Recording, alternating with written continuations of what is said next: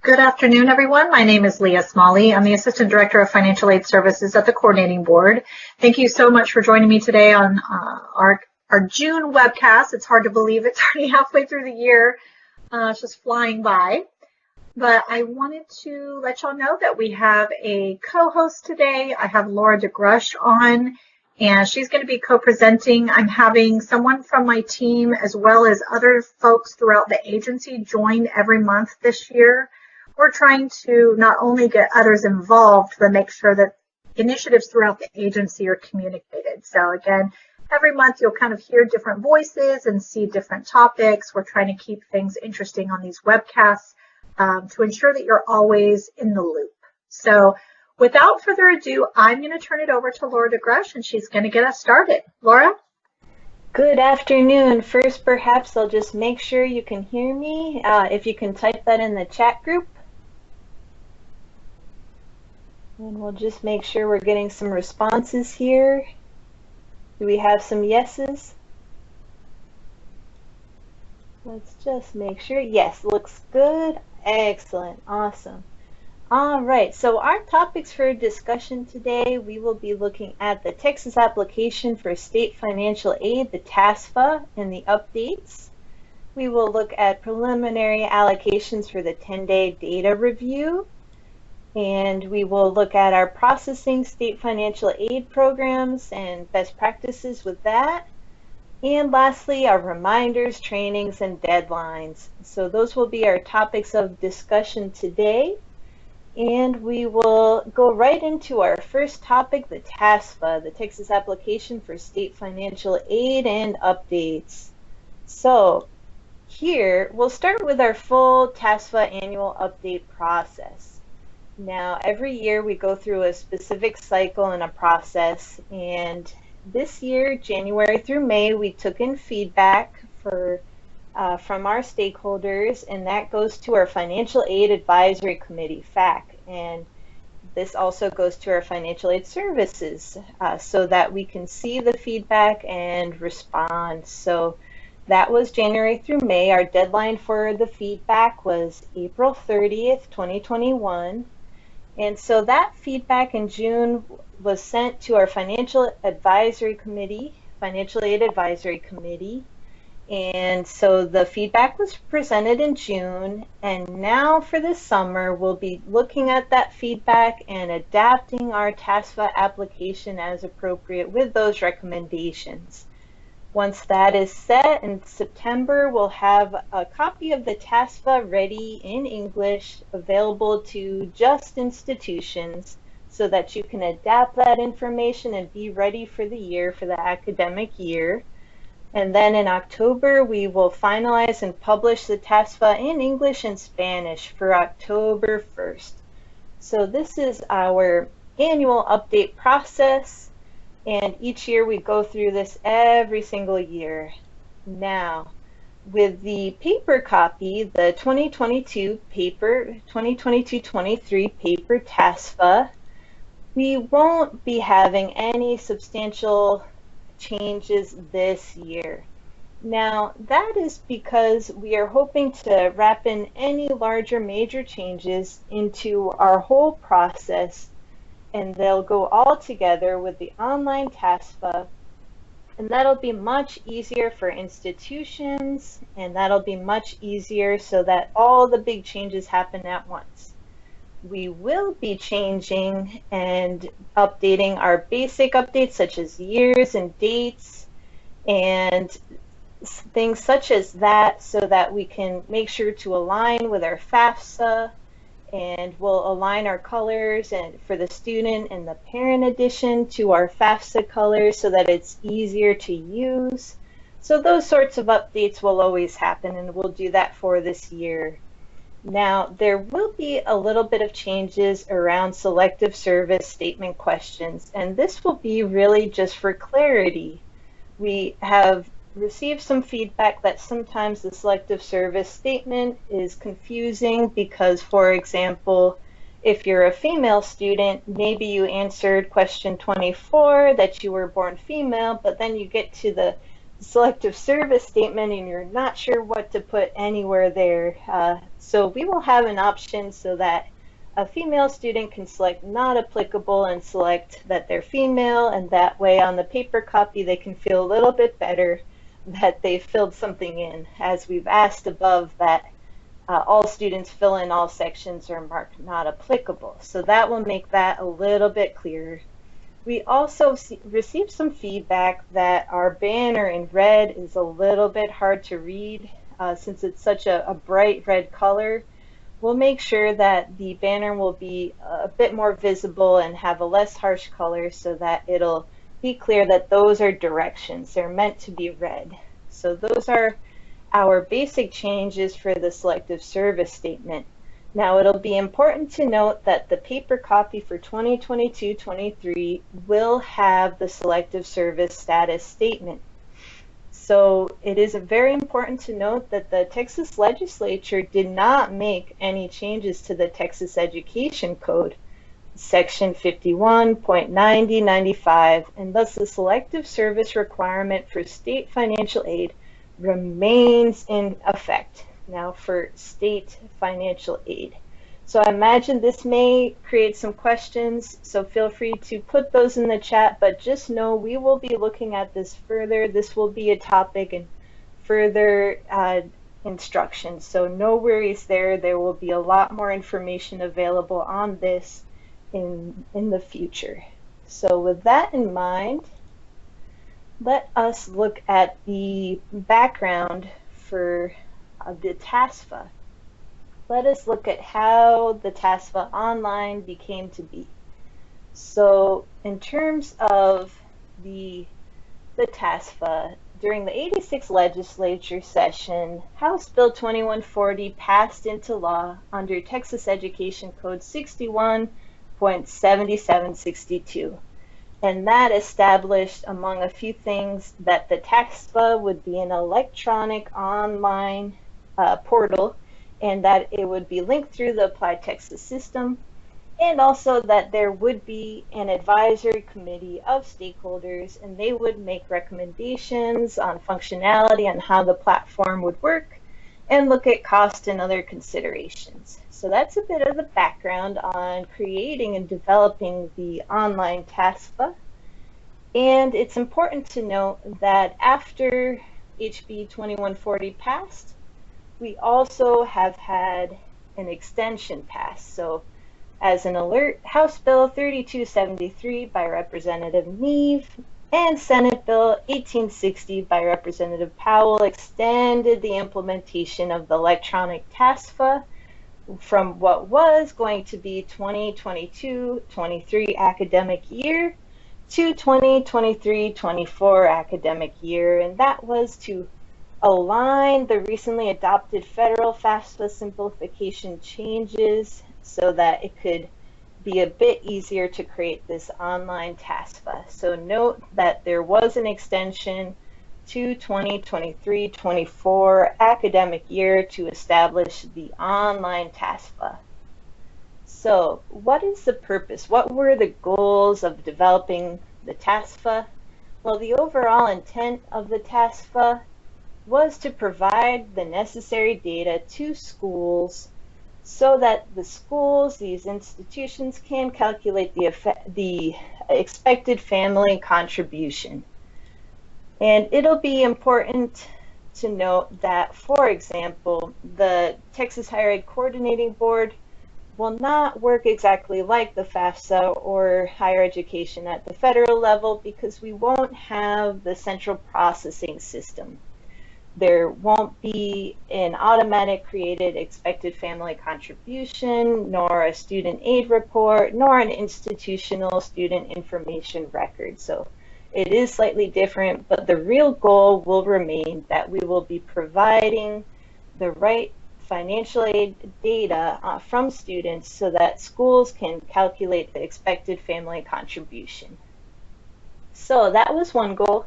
The other goals of having an online TASFA include reducing the application time, and so it will have improved efficiency for students because when they fill out the online application now, It'll be so much easier and clearer to receive the notes and the help bubbles, and also to skip questions that don't apply to them. It'll be so much smoother and quicker for students.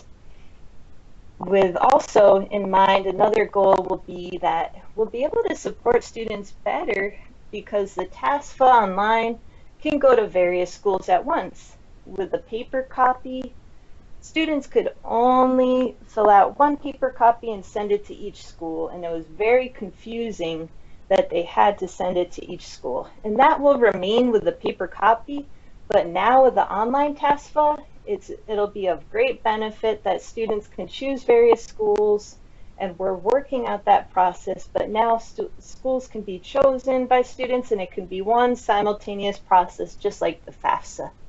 We'll also be able to align with the FAFSA in questions and format, just for a simpler, easier process overall. So those are the real goals of our online TASFA development. Now, let's look a little bit closer at our stakeholders and who has been working on the online TASFA and its overall development. And we've been working with stakeholders, including institutions of higher education, school districts with tools such as the Counselor Suite. We've been working with Applied Texas as contractor through UT Austin. We've been working with the Texas Education Agency, TEA, community-based organizations, and vendors of financial aid management software systems. These different stakeholders have been helping in development to really improve our best practices so that we can really think of what will create the best experience for students, for high schools, for school districts, and then also for our institutions of higher education. So they've been working through meetings to develop what will work best, what to think about, and creating very good recommendations for our online TASFA. Let us look now at where we are in our process. So our online TASFA is underway. It's very exciting. So they are developing it right now and programming it. And we are working on incorporating it, our online TASFA, into our Applied Texas Counselor Suite. And we've had some progress in thinking about best practices for how files will be sent to institutions. And it's real important to note these are all in progress. Our first online TASFA will be a pilot, so there's much that could be subject to change. At this moment, we have a lot of different balls in motion. We have a lot happening right now. Our first launch will be a pilot in English, and once it's successfully adapted, we'll release it in Spanish as well to have a online TASFA in Spanish. And so all of this work will be continuing. We have our work group, our TASFA work group, which is guiding our content, our technical development, and we'll be testing our pilot as we move forward. So let us delve, if we can, a little bit more into detail on the questions that we will be removing from our TASFA. Now, there are various questions that we are removing, and this is really coming from recommendations based on the questions not being useful or also just being very confusing to students. So the following questions right here, for example, are date of graduation questions for high school or GED. This causes a lot of confusion for students. The college grade level questions have created a lot of confusion also for students. These questions also aren't very well utilized by institutions of higher education. So those will be removed. Now our conviction of drug offense question, this will be removed. We've heard from institutions that they have their own process, and it also has been confusing for students. So We will be removing that question. However, it's very important to note that the state requirement will still apply, so institutions will have to continue their process. And so other questions will include how many credit hours a student is enrolled. This will be removed as it creates a lot of confusion, and institutions of higher education have mentioned it's not well utilized, along with the question on associate degree for transfer students. And that question creates a lot of confusion. Previously received state financial aid. This question is confusing for students in what we're referring to in terms of state aid. So that question will be removed. It's not well utilized. And our work authorization and work study questions. These often become more of a dialogue for students than a good question on our TASFA. So it's often very confusing for students, and we've heard that the questions themselves haven't been well utilized, so they will also be removed. Now, in terms of overall removing and changing of questions, it will be very important to note that the FAFSA simplification process will also determine additional changes. It's just important to note that we will, whatever those changes may be at the federal level, we will always still be complying with state rule and statute. So where some things may be subject to change and we can change other things, we'll still have to comply. So these are all questions and developing conversations on making sure we're complying with state rule and statute. So I'm sure that created quite a lot of questions there, but just know that more information will be coming on TASFA online questions and the TASFA overall. But now if we can, let us look at how our process for our TASFA online data processing flow will look overall. And so in our draft of how we're hoping that our online TASFA will look, we'll have our applicants, and they'll find our online TASFA portal. It could be through Apply Texas, or it could be through the portal. And they could be new students or renewals or returning students or parents. They will fill out the online TASFA, and the Texas Higher Education Coordinating Board will have that data. So we'll have a database, and we'll be able to inform counselors through the counselor suite and work with school districts so that they can keep track of their records in terms of complying with laws related to tracking students filling out their TASFA or FAFSA, and then also to make sure that the data from the TASFA is received at the appropriate institutions that the student wanted them to. So it'd be going to all the different schools that the student decided to fill out on their online TASFA. So that's very exciting in the process, where before with the paper version, it could only go to one school. Now we have the option with the Texas Higher Education Coordinating Board to send the data to individual schools. And really, as mentioned in our online database, in our whole process overall, this is a pilot, and we are working on how exactly it'll work out. So with that in mind, let us move on to another topic here, and I'm sure we'll have some questions in the chat, and what we'll do is we'll continue to look at that. But now, if we can, I will hand it over to Leah, and we'll talk about preliminary allocations for 10-day data review. Thank you, Laura. I just wanted to say what an instrumental contribution that Laura has made on this project. We've been working on TASFA for months now. We work on it 3 days a week. We have countless contributors, and While the updates we gave today were high level, just know there's about 1 million details going on in the background. So we will continue to keep you apprised of anything that happens.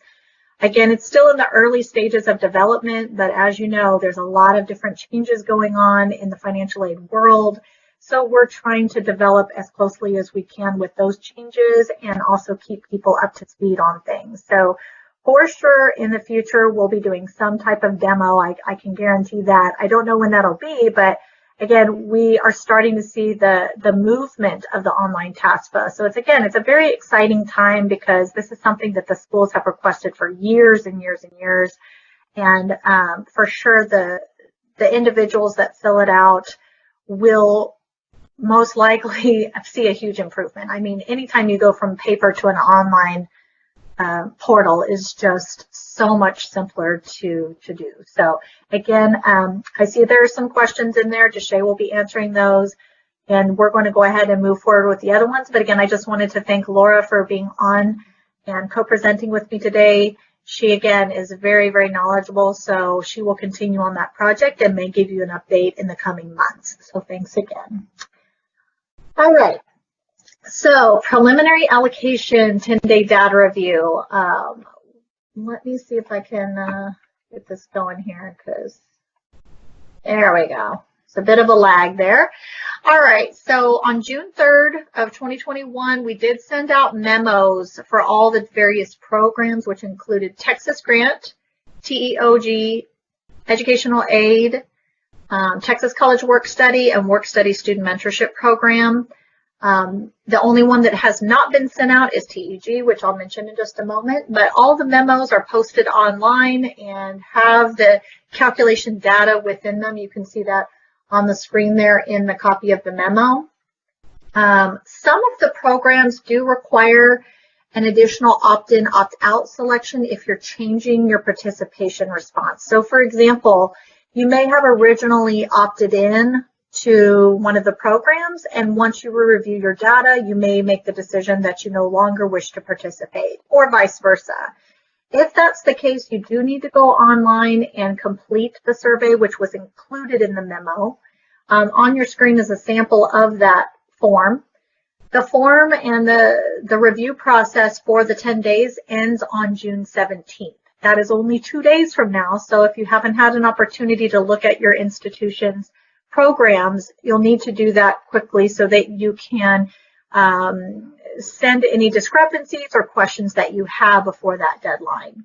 Now, if you review the data and you do come across something that doesn't align or that you have some concerns about or just questions in general, you will send those through our Contact Us link, which is available on any of our websites, and you'll select the financial aid question option in the contact reason. Again, please make sure that your questions are clearly spelled out on what either discrepancies you found or what you have questions on so that we can reach out and set up a call or get back with you. And lastly on here, I mentioned TEG. We are in the final stages of getting that data pulled together, and we will be sending that out soon. I don't have a date at this point, but like I said, it's in the very last stages, so it should be here shortly. And we will send out a formal notification through our delivery system on our listserv. So that's the way that you'll get it. And then we will also post that online like we did our other memos and data. All right, moving on. So this next topic that I'm going to talk about, we are calling it processing state financial aid programs. And the reason that this came up was because we were thinking, like, how can we train institutions or provide valuable tips on things that come through on our phone lines, in our Contact Us inquiries, things that we see from day to day. And so, you know, that's tough to do because we get a lot of different scenarios that come through, but generally speaking, they kind of overlap. So we tried to pull them together in a logical way to give you some pointers, some best practices on how you can process state aid, because ultimately your system needs to match our system at the coordinating board not only for compliance purposes, but reporting and just to make sure that students are paid appropriately and that you're expending all the money that you're given. So there's a lot of reasons to be monitoring and watching your money. And so what I'm going to be going through today is, again, how can we help y'all monitor and update your totals and do things on your own without coordinating board assistance. And then ultimately, if you need help, then we're here to support you. All right, so we're going to get started. I do hear a little bit of background noise, so if you can double check your mics and any speakers that you have and go ahead and mute, that would be wonderful. And then we will move forward here. Okay, so the first thing on your screen is you're going to see a chart. And what I tried to do is break down the different categories that we're going to talk about. So I have a grant programs, which includes our Texas Grant, TEOG, and TEG program. Those are processed through something called the Grant Payment Portal. Okay, so we're going to be looking at that first. And underneath that, we have different scenarios that come up when schools are processing money. Then once I go through the grant programs, I'm going to shift over to loans and scholarships. So we have the College Access Loan, and then we have the Texas Armed Services Scholarship Program. Those are processed in our HelmNet system. So again, we have lots of different applications and software systems that the coordinating board uses. So again, lots of things to remember and things to understand in order to process your state financial aid.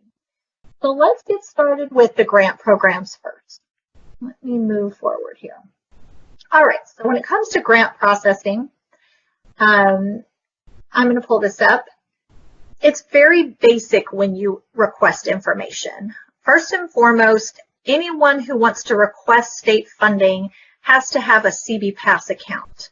Once the CBPAS account is established, then you would log into the portal and you're going to go to My Access. You click on Grant Payment. Then you navigate to Request Funds. And from here, you simply ask for how much money you need and for how many students. The reason I'm talking that way is because I want to paint a picture that the request process is very simple, right? There's not much to it. But as with anything, things happen. Mistakes are made, adjustments need to happen. Money is moved around. There's all sorts of things going on at the institution level that may change what you originally request. So what I'd like to do is kind of go through some scenarios and then show you how can you update that information with the coordinating board. So what I just showed you was, again, a basic request. This is how you do it. You ask for the money, the number of students you need, and that's the end of it. So what happens when you need to cancel a request? I mean, there are times when you may log in and either make a typo, maybe something changed a few hours later and you didn't mean to submit something. Those can occur. Now, there are many opportunities at that point to just fix it on your end, but what if you can't fix it? If you ultimately request way too much money and you need to cancel that, the best route is to call the coordinating board if it's still awaiting approval. And if you'll notice on your screen, I have a picture of what that looks like in our system. You're going to go to the Transaction Details tab at the top of the page, and then you'll do a search in the Transaction Details bar. If it still says waiting approval as the status, then that means we have not processed fully that request that you sent through. We have an opportunity at that point on the coordinating board side to go ahead and cancel that transaction. Now, like I said, you're going to call us. There is a smaller window of time to do that. But again, if we catch it early enough, we can go ahead and stop that transaction from going through. Now, if you're on the screen and it says dispersed, that means the money has already been sent out to you. Now, if that happens, what you'll want to do is go ahead and submit a refund for the amount you didn't need. And one of the things that is important to know about student count is you don't have to wait to refund the money in order to adjust your student account. I put a reminder here that student count, is something that you can adjust at any point in time. So if you need more, you need less, you can always go in and make those adjustments. They update in real time. The money, on the other hand, is a different story because we're moving things between bank accounts. And so that does take time. It takes approvals. It takes a certain workflow. But at any point, if you're like, whoops, I messed up my student count, excuse me, then you'll just make those changes. So again, if there's truly a overage and you need to cancel it, give us a call. Otherwise, you'll need to return those funds. All right. The next example, as my computer loads, is when you only need to ask for more money. So this could be your initial request was not enough. Maybe it's 2 or 3 months after the fact and you need more money. There's going to be times when you only need to ask for more money. So if this is the case, you'll go to the Request Funds tab. You're going to enter the amount that you need, but you're going to leave the student count 0. That's just going to pay out additional money, but will not change your student count on our end at the coordinating board. Again, a good example of this is going to be when you shift from your fall students to your spring students. You may have already requested or counted all of your students, but once you get to spring, you need more money for those same students. In that scenario, you would leave the student count 0 because you're simply paying them their second disbursement of funds. All right. The other thing that I wanted to show you on this screen is a reminder that at the bottom of each of these pages, there's some instructions. And I think that those are often missed because they're small, they're at the bottom, and they're really, really helpful. I use them all the time just to remind myself how transactions are processed. So I wanted to bring that to your attention if you didn't know it was there.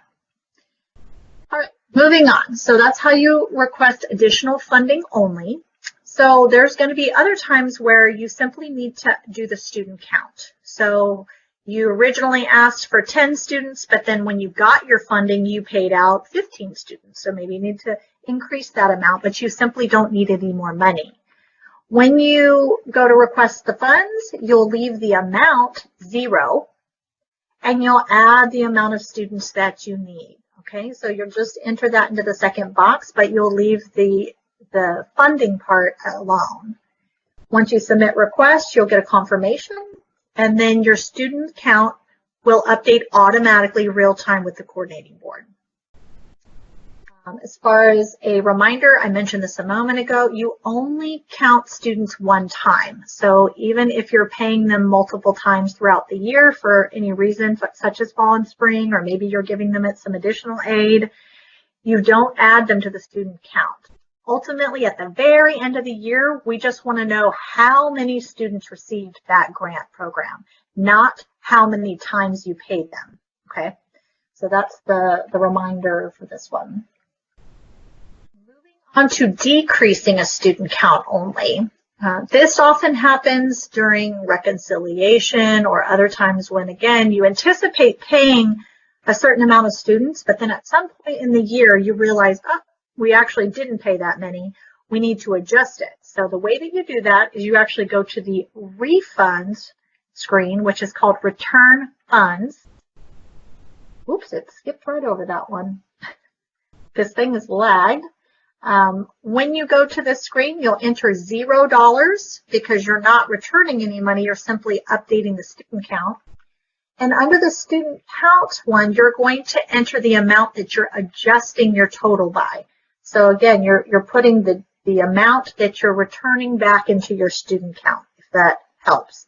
So in one example, maybe you asked for 100 students, but when you look in your system, you only paid 98 students. So you would need to put 2 students in here to match your system, 98. So that's how that would work. Anytime you're entering information on this screen, you do have to put a reason code in there. That's a compliance piece that we have built in. And then once you add that, you can hit the submit button, and that, again, will update your student count in real time. A reminder on this, same thing. Instructions are at the bottom of the screen, and they explain how you can navigate through the page for the different scenarios that exist.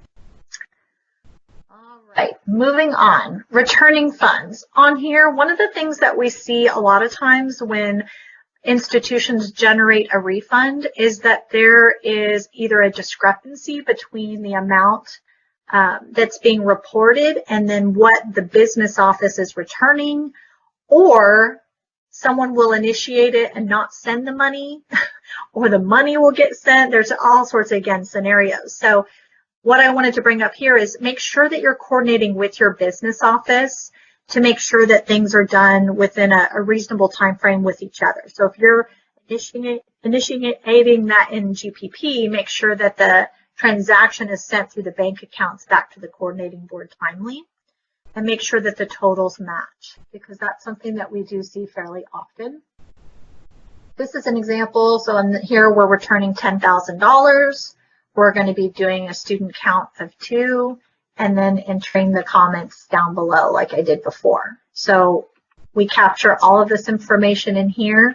And then what we will do is we will be awaiting that $10,000 that you told us about. And then we align that with your bank account. As of right now, the way that the system works is we only accept whole numbers. So that's another thing, is there are times we know that cents do occur, but the way that FAS is set up currently and our systems and everything else is set up with whole numbers. So that is something to keep in mind so that all the transactions align. Okay. All righty then, let's see. I think that the last piece I wanted to touch on, I mentioned this before, is kind of why does all this matter? You know, what do we need to know to make sure that at the end of the year we can reconcile everything? Well, the first one I wanted to mention is if you do it monthly, if you're looking at your totals from your system to the coordinating board monthly, it's going to be much easier when the end of year comes so that your FAS process and reconciliation goes through more smoothly. So we do have a lot of schools that do this, and then other schools tend to wait till the end of the year. Again, you'll do what works best for your institution and your business process, but I will tell you now, it's much easier if you're doing it throughout the year than trying to go through line by line and figure out all the adjustments at the end. So that's one tip, is try and come up with a process to do that reconciliation monthly so it's easier later. The second is make sure, again, don't duplicate students. That happens quite often because, again, there's that thought that, okay, every time I pay the student, I need to report it to the coordinating board. But that's not how our system works. It's only capturing each student that receives a grant, not the number of disbursements. So please make sure that you're looking and tracking your student population and you're only reporting them one time.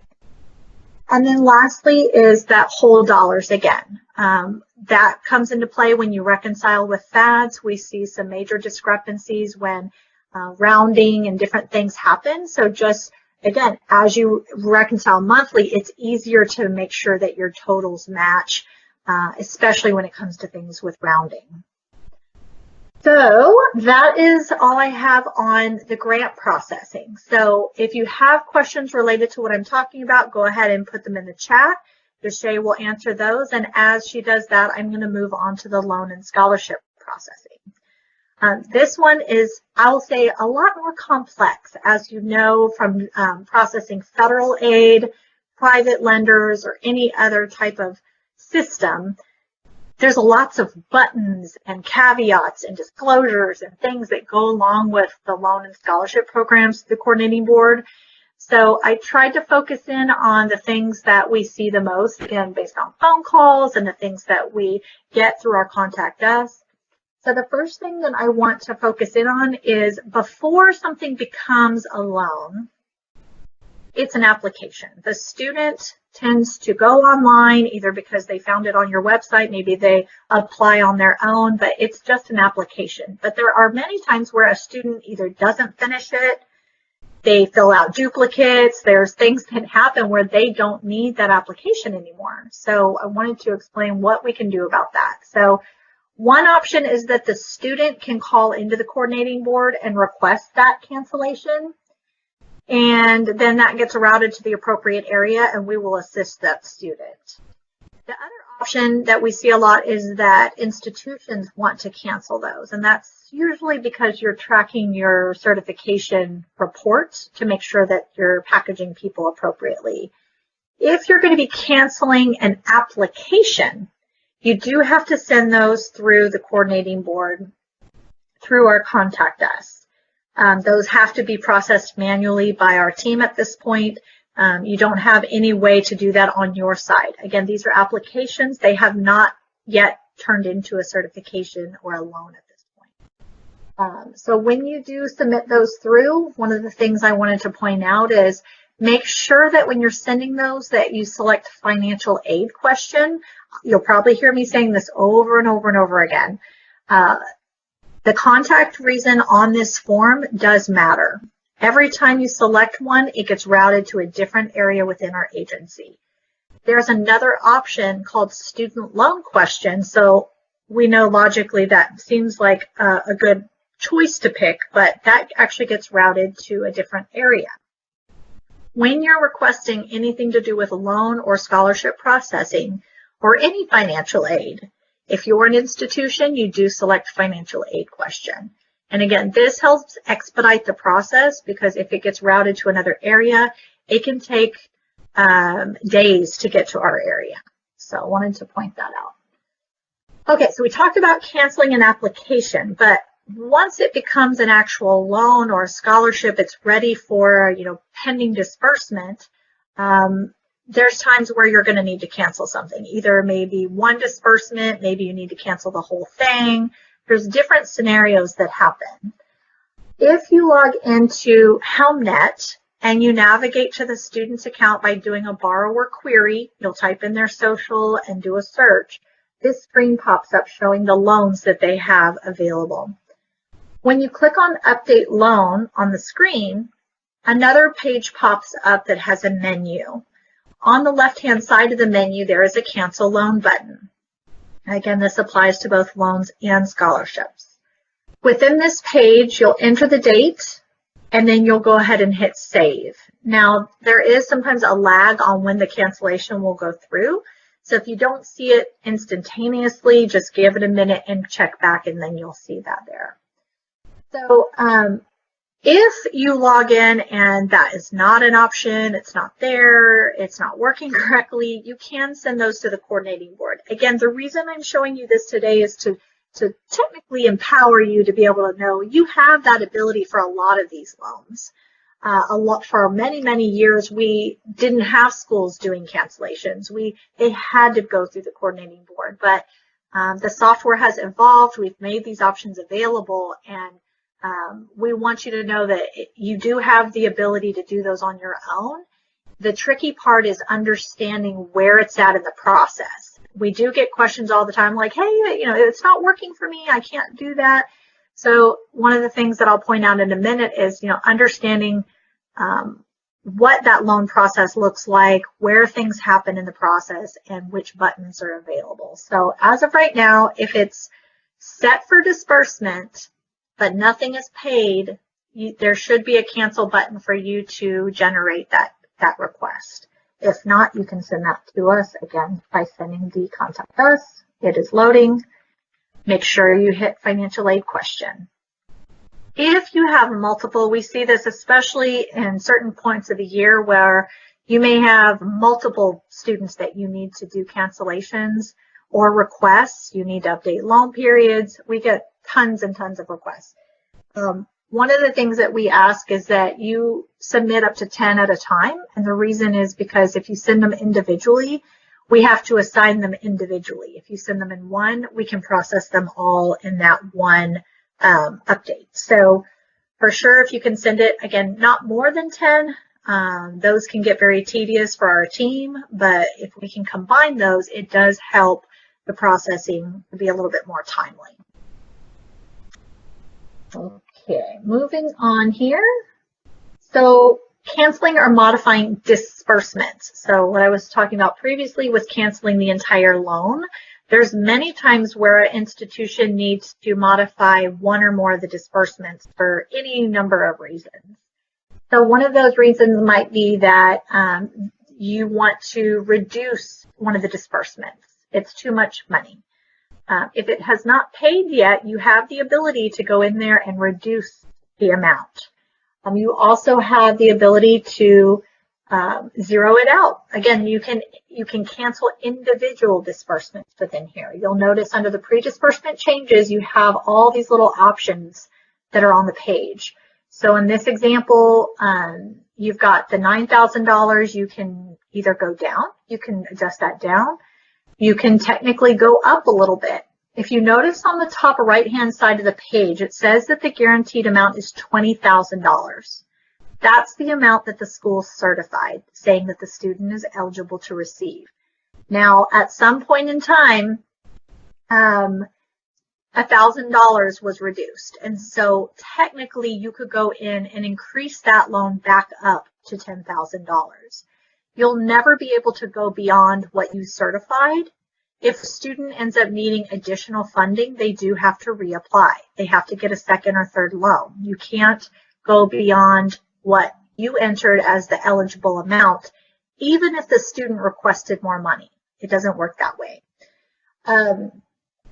So in this example, a couple things. You can either increase this back up to the 10,000 because the total is 20. Another option could be that you contact the coordinating board to add a third disbursement for the 3,000.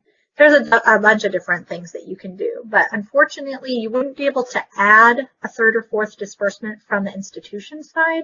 That is something that we have to modify in our system. But in this scenario, you can adjust either up or down, up by 1,000, or you can reduce the disbursement.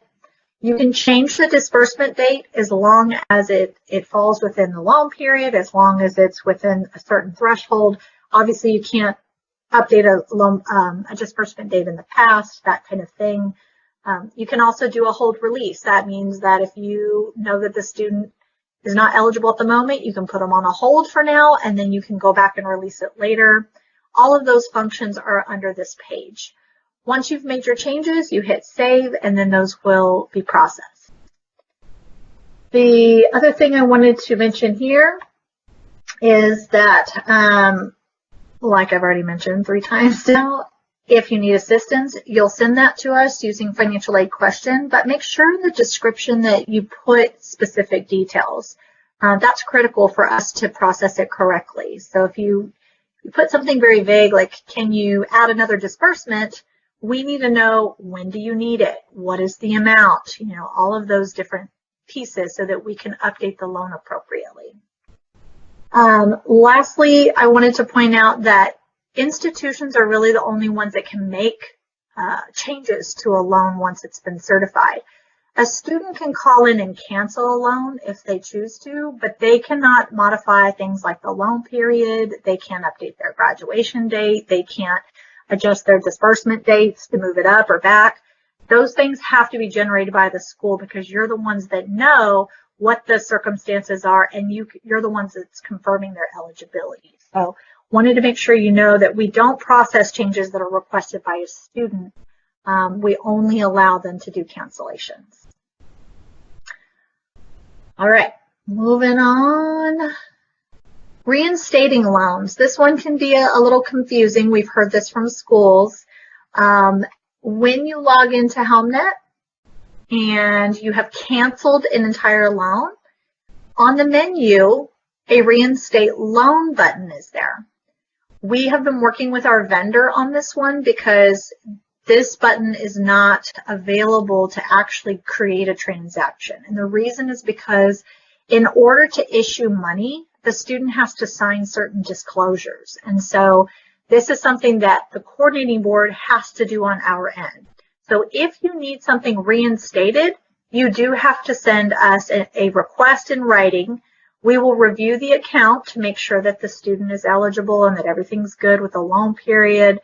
Once that's done, we will reinstate it and issue all of the appropriate paperwork for the student to have a copy. That's why, unfortunately, it's not an option for the school, even though, again, the link is there. We have been working on that. If we get any new updates, I will let y'all know, but that for sure gets confusing. We do get calls saying, hey, I hit the reinstate, it didn't work. And that's the reason, is because it does have to be sent in writing to the coordinating board. Another thing that can be a little confusing is you'll notice that on the same screen here on the menu that we've been talking about, that there's 3 options under the highlighted part there called post-disbursement, school refund, and school refund correction. And again, that's a little confusing because they don't work. And the reason that is there is because HelmNet is a system just like Banner or any PowerFades, any of the systems y'all use. It's used by multiple organizations and institutions across the country. So just because the options are there, unfortunately, the coordinating board programs and the way that we have our system set up don't support those links. So that's why they're there. Those are not functional. So only the first 3 you see on the screen are going to be available to you. And I put a little note there just reminding you, and I put the little underlines. And if you have individual questions on that, on any of these processes, for example, if you have questions on how to initiate a refund or anything like that, you can always reach out to us for clarity. Lastly here, not lastly, let me see if I'll progress here. Okay, returning funds. Similar to the grant programs that we just talked about, I wanted to make sure that you understand how critical it is when returning money for loan programs that when you submit the return of funds form that you see on your screen, that each of the items on there have to be entered correctly. If they're not entered correctly, then it can't be applied to the student's account. And that causes a problem because then the money is sitting there in limbo. It's not returned, it's not applied. So please make sure that when you're filling out the form, that all the transactions match your system. So you cannot return a disbursement number 3 on the form if your system is disbursement number 2. You can't return 10,000 if we only disbursed 8,000, and so on and so forth. Those 2 things need to align. And also very important, when the business office sends or wires the money back to the coordinating board, that needs to match what's presented on the form. So all of those things need to reconcile and jibe so that we can get that onto the student account and so they're not held accountable for those funds. Okie dokie. Moving on. This is a good one too. Checking your internet browser. We often get phone calls saying, I can't see that, or it's not, my button's not there, or it's just not working. And that is most likely attributed to browser, not always, but you may be aware that Internet Explorer is going away. Many organizations and companies have already discontinued use. The coordinating board is one of those. We have transitioned for a while now. So if you're using Internet Explorer, you will find that a lot of things are not compatible. You may see things, but they don't work appropriately. So please make sure that you're shifting to something like Chrome. You can use Edge. We have Safari, Foxfire, all of the different browsers. Is it Firefox? I always say it backwards. But any of the ones that are not Internet Explorer should be compatible. If you use one of those and you're still having issues, for sure reach out. We'll do some troubleshooting. And you'll also want to work with your IT team to see if it's something on your end. And last thing here, I wanted to make sure that you saw this. We do a lot of webcasts and we send out a lot of information, and so things tend to get buried online. But everything that I've been talking about today, we have some really great resources that document a lot of what I'm saying.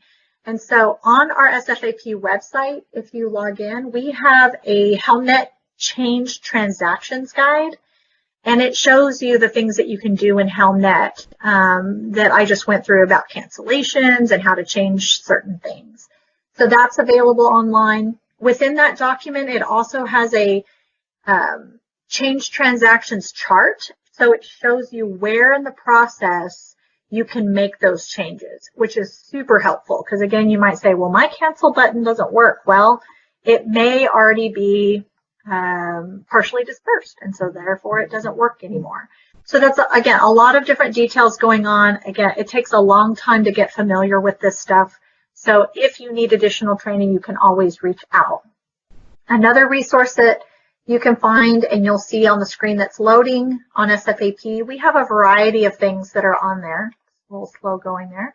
On the right-hand side, on both the loans page and also the scholarships page, you can see a bunch of things there. We have instructions on how to return money via electronic funds transfer.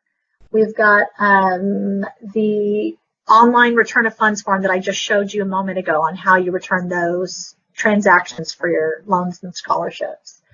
But one of the other things that is on here is how to utilize reporting. Last year, we rolled out a new reporting tool in HelmNet, and it hosts a variety of different things that you can do in there. It makes life so much easier when you start utilizing those reports. You can also use the query function. It's coming. There we go. So we have on the left-hand side of the screen, you'll see the instructions that we have posted online. And then on the right-hand side is in HelmNet, you can also do I call them quick queries. They don't download, they're just a quick search type function, but both of these are there to help you manage and assist students and get through the process. So all of these things are wonderful, and wanted to make sure that you know that they're available to you to download and read through. So that is the end of the loans and scholarship processing. I hope that that was helpful. I've seen a bunch of questions kind of floating through on the left-hand side. If you have more questions, hopefully Deshay is getting through those. I'm going to move on to this last piece since we're about out of time. Just want to run through this real briefly on the reminders, training, and upcoming deadlines. So the first piece here, reminders on authority to transfer. The deadline to make a request is coming up very quickly. It's July 1st of this year.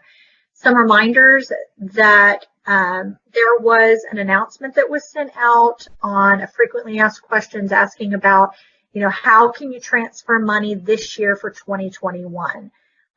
So for this year, you do have an opportunity to transfer up to 100% of your work study, and that's either your Texas College work study or mentorship. You can transfer up to 100% into one of your grant programs. Well, the only grant program, depending on your school. So that is an option. You also can elect to do up to 10% or $20,000 from your grants into work study. That's very rare that we have that, but we have seen it before. So if you have you have a high population of employed students in your work study program and you've run out of money, you do have the ability to do a portion of your grant funding. So again, you have to submit a request to initiate that process. And then lastly, there on the screen, 25% in between your work study. Maybe you have a lot of leftover work study money, but you don't have any mentorship money left because you employ a lot of students. Again, you have options. We want you to use your money. So if you are having trouble figuring out eligibility or spending it, let us know so we can talk through that with you and make sure that it gets spent. Because if funding doesn't get spent, it does not roll over. This is the last year of this biennium. The next reminder, FAD Cycle 2 is on the radar for June 23rd, 21. We send out a formal notification when the portal is open, but this is the one that we have slotted. Now, if there's any reason it doesn't open, we will let you know when it is available to start submitting files. The next training webcast is going to be July 13th. The topics will be sent out. We will have, again, another co-host, a guest speaker on that one, so hopefully y'all will be able to join. I'll send those out on the flyer in the coming weeks. And then lastly, these upcoming deadlines. We have one is to submit your work study mentorship financial reports. There's a new portal that I presented with Vanessa Malo last month, and that is available. You can watch the webcast or you can reach out to Vanessa if you're having any issues with processing your financial reports on that new portal. And then lastly, we have the deadline to contact us. I've already mentioned this on the 10-day data review. Again, it's Thursday, this coming Thursday. If we don't receive responses back from institutions, then we assume that the totals are correct and we move forward with the final allocation process, which will happen after the governor signs the General Appropriations Act. So that's happening here in the coming weeks. So we want to make sure that we get your feedback before that happens.